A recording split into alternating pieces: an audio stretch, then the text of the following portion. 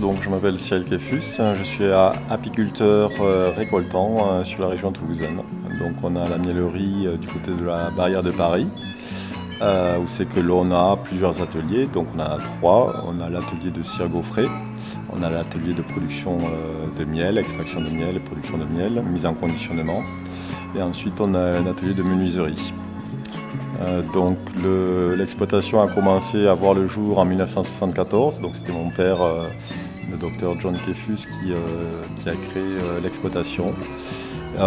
Et moi personnellement je me suis installé sur l'exploitation il y a à peu près une dizaine d'années.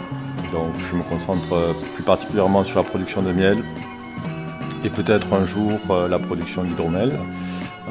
Mon père, lui, est à la retraite, mais il continue à avoir quelques ruches. Il fait plutôt l'élevage de reines d'abeilles, la sélection de reines d'abeilles.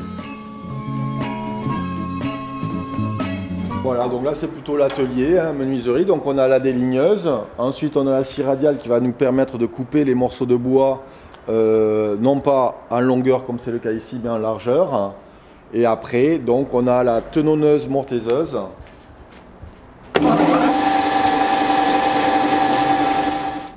Donc là on peut se mettre de nouveau les casques anti-bruit.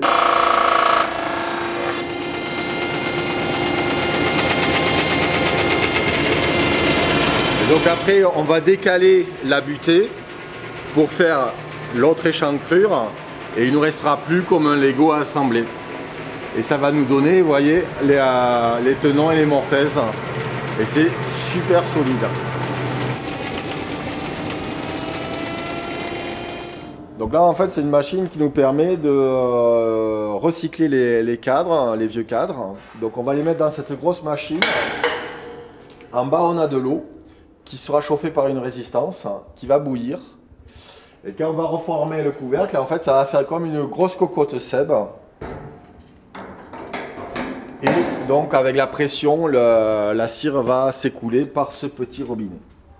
Donc la cire, en fait, c'est le matériel de construction de l'abeille et elles font la cire à partir du miel. Donc on estime qu'elles consomment entre 4 à 10 kg de miel pour produire 1 kg de cire. Et donc si on veut que les abeilles bâtissent sur le cadre, il faut un peu les cadrer et les guider.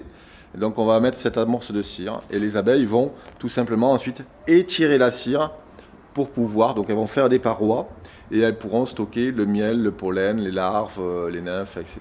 Voilà. Et on va voir un cadre un peu plus tard, un cadre neuf prêt à être mis dans une ruche. On va aller par là-bas. On a fait des trous, on a passé un fil inox, on a mis un point de colle là, un point de colle là, on a mis des agrafes ici et là, et après, crac, on va le mettre dans la ruche. Quand le cadre est plein de miel, donc les abeilles vont étirer la cire et quand elles vont le remplir de miel, on peut espérer 1 kg de miel par cadre. Donc mine de rien, ça contient pas mal de miel, ça peut, quand le cadre a été étiré. Au fur et à mesure, je me suis aperçu qu'il valait mieux maîtriser tous les paramètres, comme ça on peut se planifier. Et, puis voilà, après si quelqu'un fait quelque chose de mieux que moi, ça ne me dérange pas de l'acheter par ailleurs, mais en l'occurrence on sait faire, donc on fait.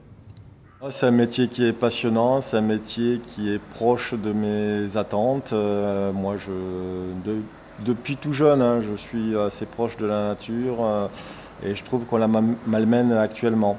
Et donc, voilà, l'apiculteur participe à la biodiversité, participe à la pollinisation, aide la nature.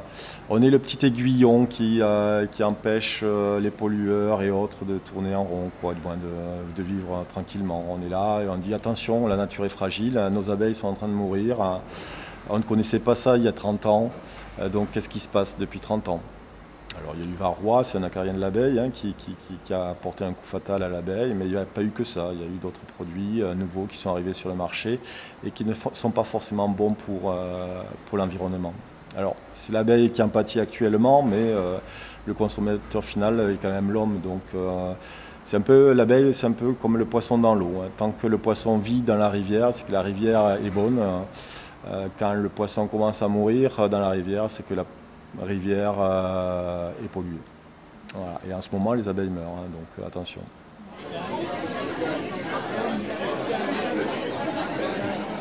Un chapas, historiquement, c'est les gens qui amenaient les colis en haut qui étaient d'ailleurs un peu exploités, il me semble, qui amenaient les colis en haut. Et oui, bon, on essaye de gravir les difficultés.